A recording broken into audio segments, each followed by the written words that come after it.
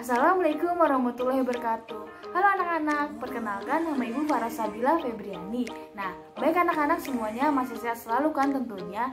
Nah, pada kesempatan kali ini kita akan belajar ilmu pengetahuan alam atau biasa kita sebut pelajaran IPA. Nah, kita akan belajar mengenai sistem pernapasan pada manusia. Nah, khususnya Ibu di video ini akan menjelaskan tentang penyebab gangguan pernapasan pada manusia. Dengan kalian memahami video yang Ibu jelaskan, kalian dapat mengetahui apa aja sih yang menjadi penyebab gangguan pernapasan pada manusia yang bisa disebut pernapasan diri kita sendiri loh. Nah, kita simak ya videonya.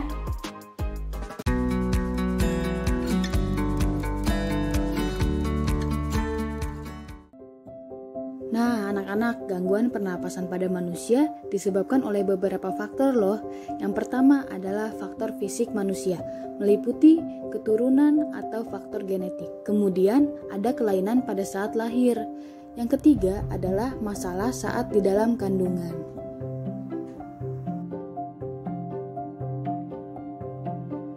Selanjutnya ada faktor penyebab yang kedua adalah faktor penyakit. Faktor penyakit ini disebabkan oleh kuman, virus, ataupun bakteri. Selanjutnya faktor penyebab yang ketiga adalah faktor lingkungan. Faktor lingkungan di sini adalah lingkungan yang terdapat polusi udara. Anak-anak, yang mana udara telah tercampur gas-gas berbahaya seperti asap rokok, sisa gas kendaraan, asap pabrik, dan sebagainya.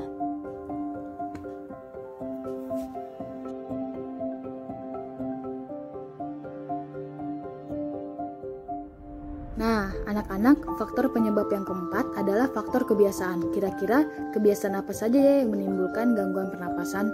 Yang pertama itu adalah kurangnya olahraga, terus merokok, pola istirahat yang tidak baik, dan kurangnya minum. Nah, maka dari itu, kita sebisa mungkin menghindari kebiasaan buruk ini ya, agar organ pernapasan kita tetap terjaga.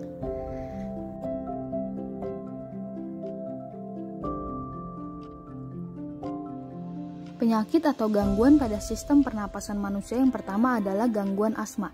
Nah, sudahkah anak-anak mendengar gangguan asma? Apa sih itu asma? Nah, asma adalah peradangan kronis yang terjadi pada saluran pernapasan, yang mana saluran pernapasan mengalami penyempitan karena alergi tertentu. Nah, gejalanya seseorang akan mengalami kesulitan bernapas dan sesak nafas.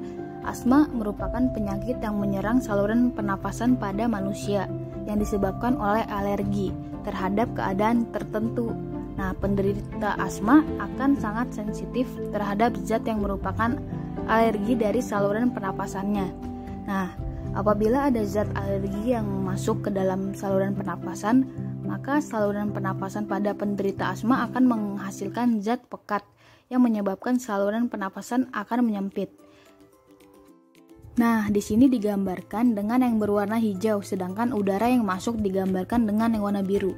Nah, dengan adanya cairan pekat ini, maka saluran pernapasan akan semakin menyempit dan seseorang akan mengalami kesulitan bernapas karena udara yang masuk ke dalam paru-paru sangat terbatas, sehingga orang yang akan merasakannya sesak nafas.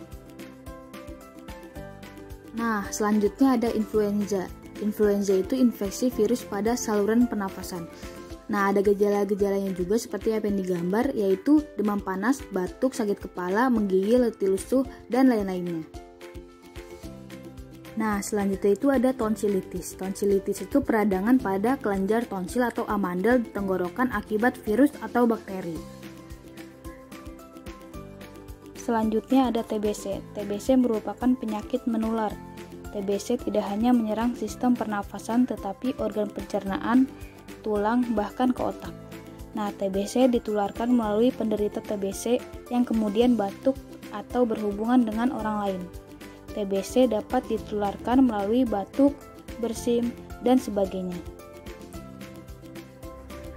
Gejala penyakit TBC adalah batuk berdarah, berkeringat pada malam hari tanpa aktivitas berat, turunnya berat badan secara drastis. Orang yang terkena penyakit TBC adalah orang yang berada di sekitar penderita TBC, para perokok, penderita HIV/AIDS, peminum alkohol, manula, dan penderita diabetes. Oke anak-anak, itulah penjelasan mengenai gangguan sistem pernapasan pada manusia. Alhamdulillah sudah selesai kita bahas ya. Mudah-mudahan kalian bisa paham. Jika belum paham, kalian bisa ulang-ulang videonya sampai kalian benar-benar paham. Nah, semangat terus belajarnya. Anak-anak tetap berdiam diri di rumah, jaga kesehatan dan tetap belajar. Karena belajar bisa di mana saja. Terima kasih.